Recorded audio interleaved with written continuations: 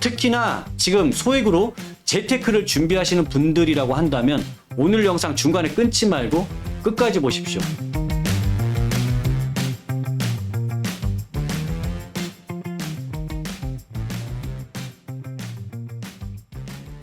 안녕하세요. 대부권의 이상수입니다. 이번 주에요. B아파트 현재 상황의 판도를 180도로 뒤집을 만큼의 엄청난 소식이 발표가 됩니다. 지난주에 국토교통부에서 이런 발표를 하겠다라고 예고를 했어요. 자, 현재 전세 사기 여파로 인해서 전세 보증 제도라는 걸 크게 강화를 시켜놓은 상황이잖아요. 그러다 보니까 여러 문제들이 많이 생겼어. 한마디로 빈대 잡으려다가 초과상간 태운 격이 되다 보니까 이렇게 돼서는 안 되겠구나. 다시 이전처럼 이런 보증 제도를 바꿔놓겠다라는 예고를 했습니다. 그게 이번 주에 이제 정확한 내용이 발표가 될 텐데요. 자, 이게 발표가 됐을 때 이제 빌라나 비아파트 시장은 정상화로 돌아갈 수 있는 이 판이 깔리게 된 겁니다. 자, 그러면 이 판이 깔렸다라고 해서 모든 지역이 다 똑같이 회복이 되는 건 아니겠죠. 어떤 지역은 더 빠르게, 더 높게, 더 큰 폭으로 회복이 되는 반면에 어떤 지역은 상대적으로 굉장히 더디게 될 수 있다는 얘기예요. 자, 그러면 우리는 지금 상황에서 뭘 봐야 되는 거냐 하면 지금 이렇게 큰 폭의 높은 회복이 나올 수 있는 지역들은 아직 눌려있는 상황이다 보니까 현재 가격이 바닥이란 소리고,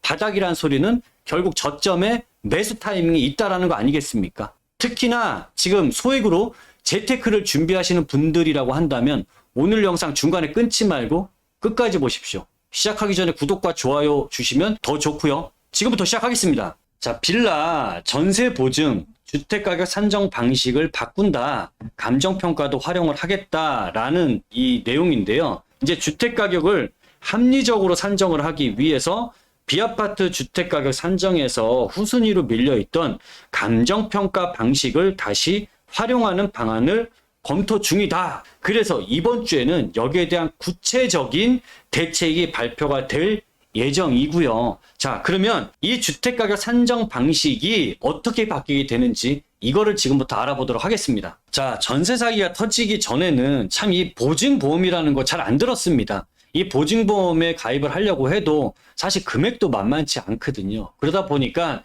사람들이 이것까지는 가입은 안 했는데 전세 사기가 터지고 나니까 내 보증금 돌려받지 못한다는 두려움이 훨씬 더 커지니까 이 보증보험이라도 사람들이 가입을 해야 되는 상황이 온 거잖아요. 그러다 보니까 이 보증제도가 크게 활성화가 된 거고, 이 보증보험에 들지 않은 전셋집은 사람들은 잘 들어가려고 하지 않은 거죠. 그러다 보니까 어떡합니까? 이 기준에 맞춰서 전세가 나가야 되는 상황에 필요한 분들은 어쩔 수 없이 전세값을 내릴 수밖에 없는 거잖아요.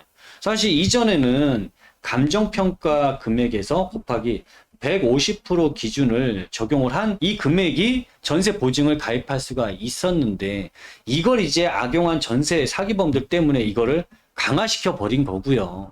자, 이 공시가격 기준으로 이제 150%도 아니고 곱하기 126%를 적용을 하고 이 금액까지만 보증보험을 가입시키겠다라고 한 겁니다.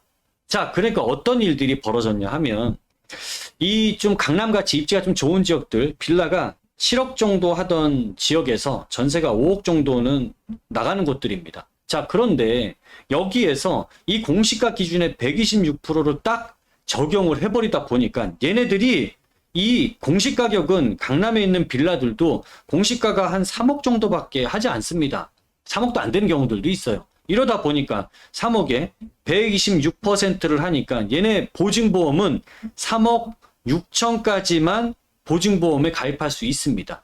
이거 아니면 세입자 돈 내주기도 어려운 상황인데 이거 어떻게? 그러니까 어쩔 수 없이 이 가격까지 내릴 수밖에 없는데, 당시에 이 빌라 전세 공포증이라고 하는 건 이 전세 3억 6천에 돼 있어도 이거조차도 사람들이 불안했습니다. 그래서 심지어는 이 5억짜리 전세가 거의 3억까지 가격이 주저앉아 버리게 됐다는 얘기죠. 그리고 이 전세값이 5억에서 3억으로 주저앉아 있는 동안에 매매값은 가만히 있었을까요? 그렇지 않습니다. 이 매매 가격조차도 가격이 5억대까지 크게 하락을 해버렸어요.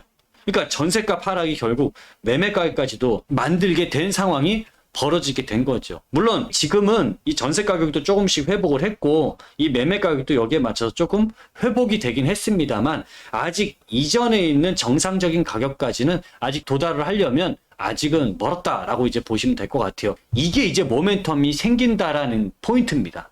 자, 이 감정평가액으로 바뀌게 되면 지금 현재 얘기가 나오는 걸로 봐서는 이 감정평가액 곱하기 150% 이렇게 될 것 같지는 않고요.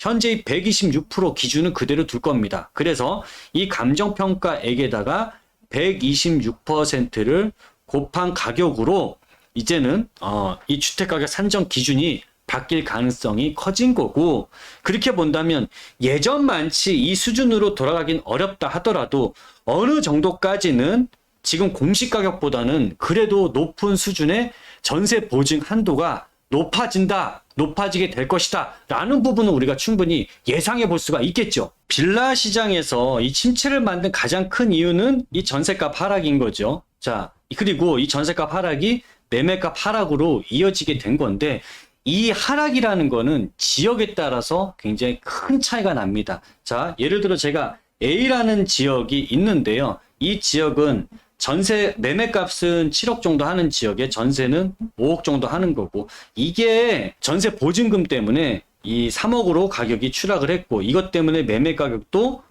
5억으로 추락을 했습니다. 자, 이런 지역이 있는 거고요. B라는 지역은, 이 지역은 매매값은 4억 정도 하는 거고 전세값은 3억 3천, 전세가율이 높았던 지역입니다. 얘네들이 가격이 2억 5천으로 전세값이 빠졌고 4억 하던 매매 가격은 3억 5천으로 빠졌습니다. 이런 전세가율이 높았던 지역 같은 경우에는 하락폭이 덜했는데, 이게 이제 감정가 기준으로 바뀌게 된다면 전세 회복, 매매 회복이 본격적으로 일어날 수 있겠죠. 자, 이렇게 정상화로 돌아갔을 때 A와 B 지역 중에 우리가 선택을 해야 될 속도가 빠르고 회복이 크기가 큰 지역은 A와 B 중에 어딜까요? 이거 여러분들이 충분히 골라내실 수 있습니다.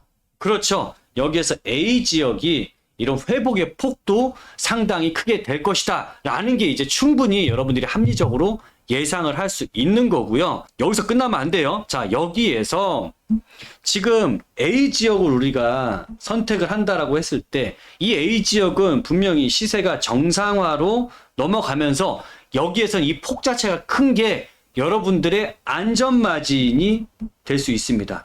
자, 그리고 이것만 끝나면 안 되고 플러스해서 이 지역이 개발 호재가 같이 상존하는 지역이라고 한다면은 이 지역의 가격의 회복의 폭이나 이 진폭은 훨씬 더 크겠죠. 둘이 시너지를 일으키게 되다 보니까 훨씬 더 높은 강력한 회복과 상승이 일어날 수 있는 건데, 저점 매수를 해야 될 지역, 기회가 상존하고 있는 지역이 바로 이런 곳이란 얘기고, 여러분들은 가장 저점 매수의 적은 금액으로 높은 수익을 만들어낼 수 있는 수익 구조를 가져갈 수 있단 말이죠. 새 아파트로, 서울의 새 아파트가 좀 비쌉니까? 평균 가격이 12억 이상 하는 지역입니다. 자, 이렇게 새 아파트를 받을 수 있는 이 차익만큼이 나에겐 가장 큰 수익으로 돌아올 수 있는 게 바로 이 재개발이라고 할 수 있는데, 서울에서 현재 추진 중인 주택 공급이 워낙 부족한 지역이다 보니까 재개발 재건축을 엄청나게 지금 전력을 다하고 있습니다. 그래서 서울에선 690곳이 진행을 하고 있는데요. 여기서 이 재개발 추진 중에 지금 큰 복병이 나타났어요. 그게 뭐죠? 많은 기사를 쏟아내고 있는데 그게 바로 공사비 문제잖아요. 자, 이 공사비가 크게 상승을 하다 보니까 이게 재건축 시장과 재개발 시장에 굉장히 큰 영향을 주고 있습니다. 자, 이 재건축 같은 경우에는 이 공사비 상승으로 당연히 사업성이 안 좋아졌죠. 자, 떨어졌습니다. 근데 여기에 플러스해서 재초환이라는 게, 재건축 초과이익 환수제라는 게 또 걸려 있습니다. 그러다 보니까 현재 서울시에서 진행되고 있는 재건축 사업은 165곳인데요. 이 곳이 사실상은 전면적으로 중단이 돼 있는 상황이 돼버렸습니다. 자, 그러면 이게 중단이 돼 있다라고 한다는 소리는 지금 가격 역시도 현재 시세가 굉장히 안 좋고 시세가 거의 멈춰 있다라고 볼 수 있는 거예요. 자, 반면에 재개발 같은 경우에는 사실 이런 재초안이라든지 이런 부분이 없다 보니까 얘는 이제 공사비 문제, 사업성 문제만 해결이 된다면은 이 빌라를 통한 재개발들 같은 경우에는 일사천리로 새 아파트까지 갈 수 있는 거의 지금은 유일한 방법이 돼 있습니다. 자, 그런데 여기서요. 재개발들도 여러 종류가 있단 말이죠. 지금 여기서 보시는 것처럼 소규모의 가로주택이나 자율주택 소규모 재건축, 모아타운과 같은 소규모라 하는 사업이 있고, 이거보다는 좀 더 큰 규모의 이런 신속통합이라 같은 일반 재개발 사업들이 있단 말이죠. 자, 그러면 이런 사업들끼리도 반드시 구분을 해야 이 사업이 예를 들어 소규모 정비 사업이라고 한다면은 여기는 단지 수가 100세대, 200세대 정도밖에 만들지 않는 사업이잖아요. 이러다 보니까 이 사업은 사실 이 비용이 고비용이 들어가게 되는 거지만 수익 자체는 저수익 나오는 구조가 돼 있다 보니까 지금 현재 같은 공사비 급등 상황에서는 좀 힘들겠죠. 반면에 이런 신속통합기획 같은 사업은 이 규모 자체가 1000세대급, 1500세대, 2000세대급으로 지어지다 보니까 확실히 소규모보다는 높은 사업성을 갖는다라고 할 수 있습니다. 그러면 소규모보다는 신속통합 쪽으로 재개발될 수 있는 큰 규모가 좋다라는 게 구분이 될 수 있죠. 자, 그런데 여기서 끝날 게 아니라 새로운 개발 사업이 현재 서울시가 역점하는 사업이 또 한 가지가 나왔다라는 겁니다. 그게 뭐냐면요. 자, 이걸 반드시 좀 구분해야 될 필요가 있는데 이게 선정이 되는 게 중요한 게 아니라 이 사업이 끝까지 가서 새 아파트가 되는 게 이게 가장 중요한 부분 아니겠습니까? 결국 이거를 결정 짓는 게 사업성입니다. 이 재개발에서 사업성은 이 재개발에서의 용적률이 결정을 하는 겁니다. 서울시도 여기서 부랴부랴 이 사업에서 한 1.2배 정도를 주겠다. 한마디로 20%의 인센티브를 더 줄 테니까 이 사업성을 가지고 좀 진행을 잘 해보세요 라고 했는데, 사실 이것도 지금같이 공사비가 얼마가 올라갈지 모르는 상황이면 이 부분도 사실 좀 힘들 수도 있겠죠. 그래서 내놓은 게 역세권 재개발입니다. 예를 들어 이건 서울의 실제적인 한 사업장인데 장충동이라는 곳에서 현재 재개발하는 곳인데요. 여기에서 애초에는 이 재개발 사업을 용적률 250%로 추진하려다 보니까 여기에 있는 세대수는 1200세대가 만들어집니다. 자, 그런데 이 역세권 개발 사업 활성화를 적용을 시키니까 여기에서는 2200세대의 세대수가 나오게 되는 거죠. 자, 그러면 여기에서 조합원들은 500명 정도 되는 거고 임대주택은 700세대 정도가 됩니다. 자, 그러면 조합원들 500세대 가져가고 700세대 임대주택을 지어주면 그럼 일반 분양 세대는 몇 세대죠? 1000세대가 남게 되는 거고, 이 1000세대를 일반 분양을 한 수익을 누가 가져가는 겁니까? 여기 있는 조합원들이 이 수익을 그대로 가져가게 되는 거예요. 자, 그러면 일반 재개발을 했을 때의 이런 분담금에 비해서 이런 역세권 개발을 했을 때 분담금이 확실히 줄어들겠죠. 왜? 사업성이 좋아졌기 때문에. 그래서 우리는 지금 재개발 지역들도요, 이제는 구분을 해서 보자라는 거죠. 용적률 500%가 될 수 있는 여건을 갖춘 곳은 어떤 곳이고 어떤 여건이 있어야 여기는 500%가 될 수 있는지, 이런 곳을 골라내는 옥석 가리기를 지금은 필요하다라는 거예요. 자, 그 사업이 뭐냐 하면요, 지금 이 재개발의 판도를 완전히 바꿔버리게 바로 이 서울시에서 추진하고 있는 역세권 재개발 사업입니다. 이 중에서 여러분들과 저희가 봐야 될 거는 이 두 가지의 사업이에요. 역세권 활성화 사업과 역세권 장기전세 주택 사업입니다. 이게 지금 복합개발 사업이라든지 청년 안심전세 주택은 이거는 뭐 디벨로퍼라든지 이런 임대주택을 짓는 사업이다 보니까 이쪽은 우리가 신경 쓸 필요가 없고, 이 역세권 활성화와 장기전세 주택 사업, 이 두 가지의 사업이 어디서 될 수 있는지 이걸 찾아내는 게 가장 중요하고요. 또 한 가지는 이 사업은 법 개정이 필요한 게 아니에요. 자, 역세권 장기전세 주택은 서울시에서 운영 기준에 따라서 진행을 할 수 있는 거고, 자, 역세권 활성화 사업은 역세권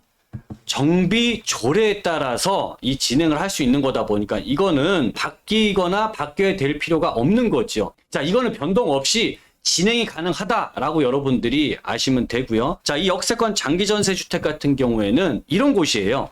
역세권에서 350m 이내 지역 안에서 이제 개발이 진행되는 것이고, 여기에는 500%의 용적률이 부여받고 이 이상으로 용적률을 받을 수 있는 사업이다 라고 여러분들이 보시면 되고요. 역세권 활성화 사업도 마찬가지로 역세권 350m, 여기에 추가적으로 역세권 안에 들어가 있지 않더라도 350m 벗어나더라도 노선형 상업지역에 있다면 이 지역 역시도 용적률을 800% 이상 높은 용적률을 주겠다라고 하는 획기적인 개발 사업입니다. 이 빌라와 같은 이제 비아파트 시장이 이제는 보증 제도가 바뀌게 되면서 이전으로 다시 돌리게 되면서 분명히 전세값 회복이 매매 가격 회복으로 이어지게 될 것이고, 이 회복에는 분명히 지역 간의 차별을 두겠죠. 그리고 이 개발 역시도 마찬가지입니다.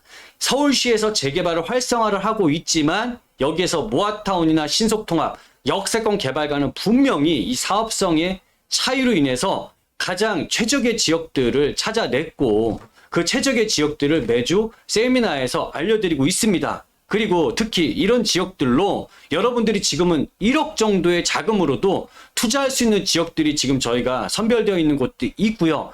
2억대, 3억대 있는 지역들까지도 찾아놨으니까 여러분들이 세미나에 시간 내서 꼭 오세요. 향후에 5년 뒤에 10년 뒤에 여러분들 자산 가치가 정말 하늘과 땅 차이로 벌어져 있을 겁니다. 자, 여러분들 오늘 내용이 여러분들께 도움이 되셨다면 구독과 좋아요, 알람 설정 부탁드리고요. 세미나 시간이나 저희가 매주 수요일 날 하는 라이브 방송에서 뵙도록 하겠습니다. 감사합니다.